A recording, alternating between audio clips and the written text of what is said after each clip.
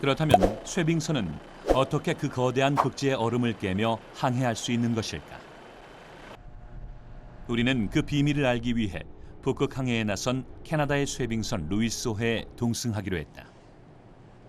1969년에 건조된 루이스호는 이미 30년간 북극 바다를 누빈 경험이 많은 쇠빙선이다.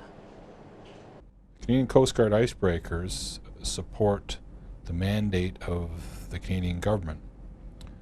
So in that role, as Coast Guard vessels, we're here to provide a presence in case there's a search and rescue, oil pollution. We're escorting ships so that they can get through the ice safely. 목적지에 다다르자 가장 먼저 북극곰 모자가 이곳이 북극임을 알렸다. 혹한의 환경에 적응한 생물들만이 살아남을 수 있는 지구 끝의 땅. 쇠빙선 루이스호는 얼음으로 뒤덮인 북극의 바다를 한치의 망설임도 없이 헤쳐나가기 시작했다. 그리고 그 옆에선 거대한 얼음 덩어리가 순식간에 조각나고 있었다. 평균 두께 50cm의 두꺼운 얼음들이다. 루이스호가 지나온 길을 따라 시원스럽게 물길이 열린다. 이 뒤를 따르면 어떤 배라도 북극을 항해할 수 있게 된다. 쇠빙선이 길을 개척해내는 비밀을 풀기 위해선 배의 여러 부위 중 가장 먼저 얼음과 닿는 뱃머리에 주목해야 한다. 쇠빙선은 뱃머리로 부딪혀가며 얼음을 깨는 것이 아니라 얼음 위로 뱃머리를 올린 뒤 육중한 배의 무게로 내리누르면서 얼음을 깬다. The front end of the ship, the bow, is built specifically to break ice, and it's designed to allow the front of the ship to ride up on the ice, and the weight of the ship itself will press down on the ice and crack it and break it, and then as the ship moves forward, it will push that ice to the side. So the ship is hopping along, and in good conditions, when the ice is steady and the ship's working well, and you can actually watch that happen. The bow will ride up on the ice, hop, slip down. 배가 얼음 위로 잘 올라탈 수 있도록 뱃머리는 매끈한 경사를 이루는데 밑바닥 부분만은 다르다. 경사가 이어지다가 끝에서 수직으로 각도가 바뀐다. 이것은 쇠빙선이 얼음으로 돌진할 때 힘이 남아 배 전체가 얼음 위로 올라가 버리는 상황을 막아주는 일종의 브레이크 역할을 한다. 처음 얼음에 잘 올라탔다 하더라도 계속해서 밀어주는 추진력이 약하다면 얼음을 깨며 지속적으로 항해하기는 어려울 것이다. 이를 가능하게 해주는 원동력은 엔진에서 찾을 수 있다. 쇠빙선은 얼음이라는 큰 저항을 받으며 운항하기 때문에 보통 저속으로 항해한다. 바꿔 말하면 저속으로 운항을 해도 얼음을 깰 수 있을 만큼 힘이 강해야 한다는 의미다. 이를 위해 쇠빙선은 일반 선박에 비해 고출력의 엔진을 여러 대 보유하고 있다. It's a diesel-electric propulsion plant. There's 5 main engines that drive 5 alternating current alternators. They produce electricity at 6,600 volts. That alternating current is switched to direct current that supplies 3 propulsion motors that turn the 3 propellers. The engines are approximately 5,800 kilowatts in power, which is about 7,500 horsepower. And again, there's 5 engines, 5 main engines. There's 3 auxiliary engines that produce electricity for the ship's hotel services, the lights and this sort of thing. 험난한 얼음바다를 개척하는 중요한 이유는 아직 우리에게 미지의 영역으로 남아있는 극지를 보다 자세히 연구하기 위해서다. 쇠빙선엔 세계 각국의 극지 연구자들이 동승하고 난다. 극점에 최대한 접근에 정박한 뒤 연구자들은 얼음 땅 위에 내려 각자의 연구 주제에 맞춰 조사를 진행해 나간다. We're standing on ice that's over 8 meters thick right now. It's actually a ridge that we're standing on. 8 meters? It's 8 meters. Underneath us are big blocks of ice that have formed into a ridge. 여러 해 동안 얼었다 녹았다를 반복한 북극의 얼음은 매우 단단하다. 최첨단 장비를 동원한 이 연구진들의 관심사는 바로 얼음이다.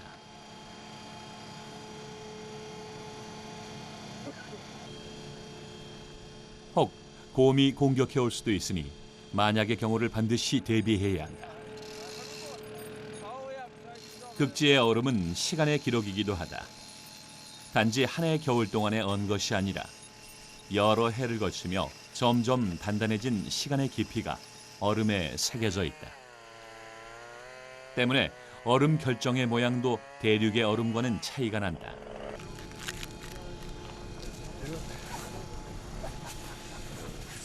지구온난화 문제가 대두되면서 극지의 얼음 상태를 살피고 그 변화 정도를 보다 정확히 파악하는 이 일은 더욱 중요해졌다.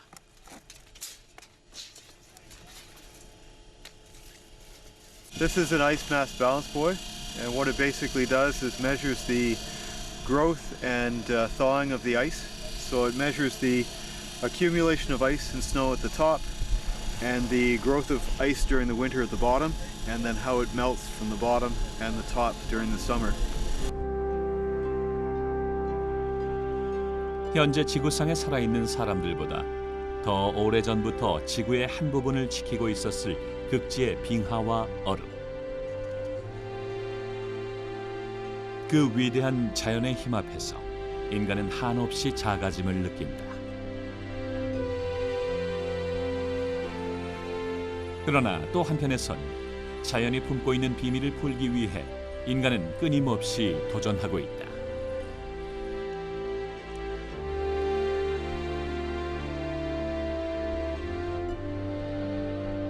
극지의 얼음. 그것은 쇠빙선이 극복해야 할 제1의 도전 상대이자 결코 얕볼 수 없는 적이다. 적을 알기 위한 연구는 언제나 활발하게 이루어지고 있다.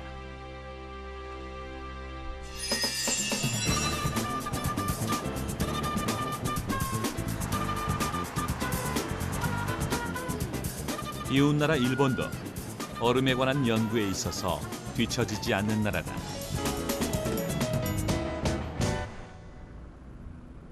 쇠빙선을 만드는 데 있어 꼭 필요한 것이 바로 이 얼음 연구소다. 수영장처럼 기다랗게 설치된 수조엔 한가득 물이 차 있다. 자세히 살펴보니 표면이 얼어 있다. 꼬박 하루가 걸려 3cm 두께로 얼음을 얼려놓은 상태라고 한다. 얼음 수조를 향해 연구진들이 총출동한다. 과연 어떤 연구가 펼쳐지는 것일까? 본격적으로 실험을 시작하기 전 얼음의 상태를 점검해야 한다고 했다. 일본 북부의 오츠크해와 같은 환경을 가정해 만들었다는 얼음. 일반적으로 냉장고에서 얼려지는 얼음과 달리 바다 얼음 특유의 강도와 탄성도를 갖고 있는지를 살펴보는 것이다. 氷の断面を見るとですね、氷の結晶が上から下にずっとこういうふうに細かくこう伸びていますけれども、これは実際の海の氷でもこういうような氷の結晶がよく見られます。ただし実際の海と違ってですね、この結晶一つ一つをすごく小さくすると、氷の厚さを例えば20分の1にしてますので、その氷の結晶もすごく小さくすると、そういうことが必要なので、それもここの氷の特殊性の一つです。 얼음 상태가 알맞다고 판명되자 한가운데 기다란 공간을 만든다. 바로 모형 쇠빙선이 들어설 자리다. 바다 얼음을 재현한 얼음 수조에 실제 쇠빙선을 20분의 1로 축소한 모형 쇠빙선을 항해시켜 앞으로 만들어질 쇠빙선의 기능을 모의 테스트하는 것이다.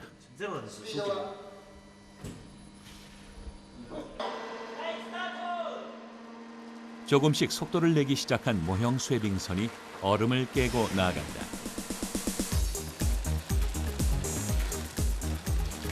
이러한 과정을 거치면 설계의 안정성을 미리 점검할 수 있다. 또한 모형 배에 장착시킨 각종 장비로 배의 기능을 측정한 결과를 분석해 향후 건조될 실제 쇠빙선의 문제를 보완하기도 한다. 今回の実験というのはいろんな要素があるんですけれども、一つはやはり船体に貼った圧力センサーでですね、氷が船体が氷から受ける力を測るというのが一つのポイントになってます。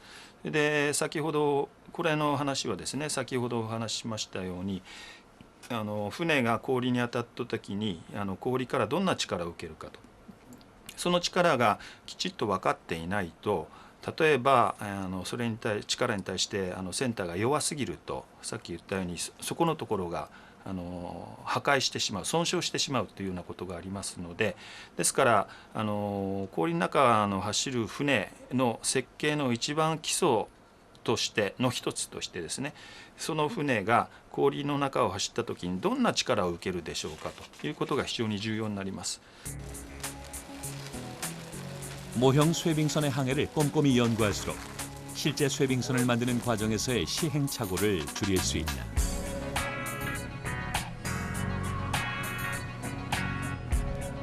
또한 이번 실험에선 깨진 얼음이 다시 배에 둘러붙지 않고 추진기에 의해 좌우로 잘 퍼져나갈 수 있는지에 대한 연구도 진행된다.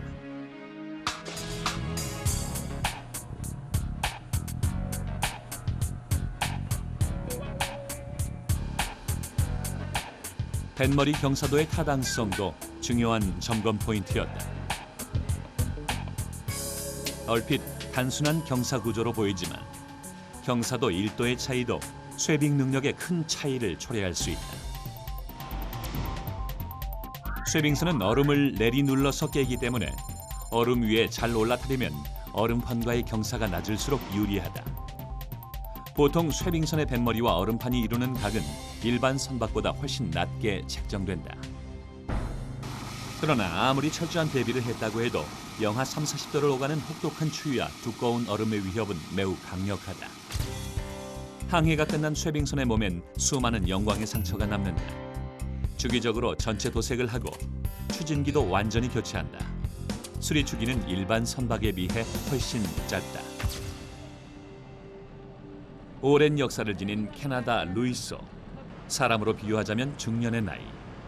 극지의 험한 환경을 이겨내며 다양한 경험을 쌓은 만큼 배의 노후화가 빨리 진행되지 않도록 각별히 신경 쓰고 있다고 한다.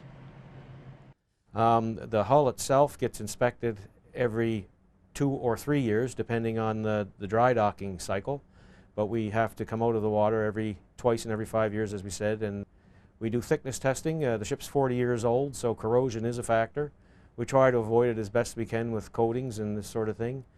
But we still actually measure the thickness of the steel right through the ship on a regular basis to ensure that things aren't deteriorating. And so far, I think we're doing a pretty good job. The ship's in good shape. 북극을 둘러싼 나라들은 일찌감치 쇠빙선 경쟁에 뛰어들었다. 가장 앞장섰던 나라는 러시아다. 지리적으로 북극과 가까운 데다 자원 확보에 적극적인 러시아는 오랫동안 여러 척의 쇠빙선을 만들어 보유한 말 그대로 쇠빙선 원조 국가다. 특히 구소련 시대에 강력한 쇠빙선단을 형성했다. 러시아 쇠빙선단의 주류를 이루는 것은 바로 원자력 쇠빙선. 젊은 신랑 신부가 결혼기념 사진 촬영에 한창이다. 항구에서 행복한 한때를 보내고 있는 그들의 배경이 되어주고 있는 배가 바로 세계 최초의 원자력 쇠빙선 레닌호다.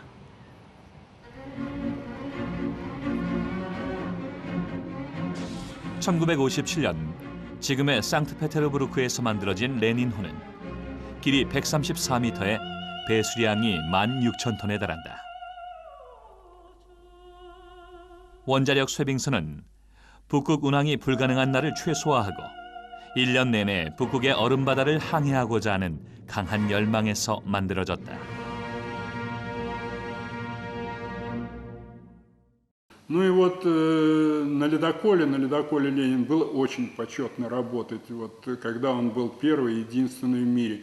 Потому что у советской страны было 3 бренда, характеризующих наши достижения в промышленности.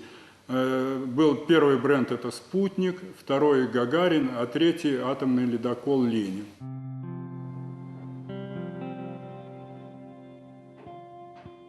이제는 현업에서 은퇴한 레닌호.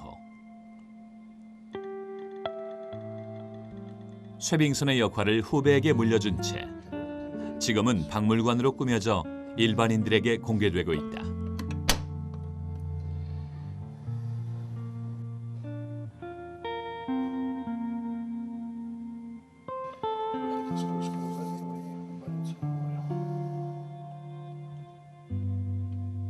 Но всю свою, в общем-то, трудовую деятельность в основном отплыл на ледоколе «Арктика». На ледоколе «Арктика» и пришел, поскольку ледокол «Арктика» сейчас выведен из эксплуатации, вот, сейчас направлен на работу на ледокол, на данный ледокол «Ленин», из которого сейчас делается музей всего ледокольного флота. 레닌호는 러시아인들의 자부심이자 극지라는 한계에 도전했던 인간 모험의 역사이기도 하다.